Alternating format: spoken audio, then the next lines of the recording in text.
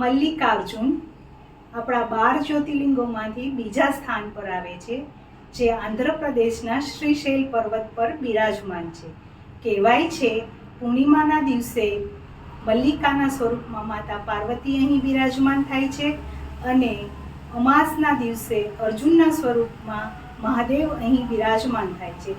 તેથી આ શિવલિંગનું નામ મલ્લિકાર્જુન રાખવામાં આવેલું છે.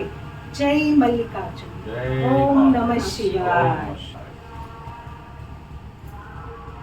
મલ્લિકાર્જુન મહાદેવ, એમની સ્થાપના પાછળ એવી વિગતો છે કે ભગવાન શિવે અને પાર્વતીજીએ લગ્નનું નક્કી કર્યું, ગણપતિ અને કાર્તિકેય સ્વામીનું, બંને દીકરાઓનું.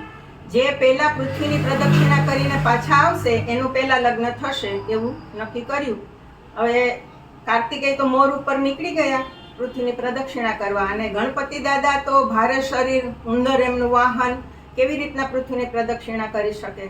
એટલે એમણે બુદ્ધિથી વિચાર્યું, કારણ કે બુદ્ધિ સિદ્ધિના દાતા છે ગણપતિ દાદા, તો એમણે વિચાર્યું કે માતા પિતા પૂરા જગત સમાન જ છે, વિશ્વ સમાન છે. તો ઊંટ પર બેસી પોતાના માતા પિતાની 7 વાર પ્રદક્ષિણા કરી અને નમન કર્યું, અને એ જોઈને ભગવાન શિવ ખૂબ રાજી થયા અને ગણપતિના રિદ્ધિ સિદ્ધિ સાથે લગ્ન કરી દીધા.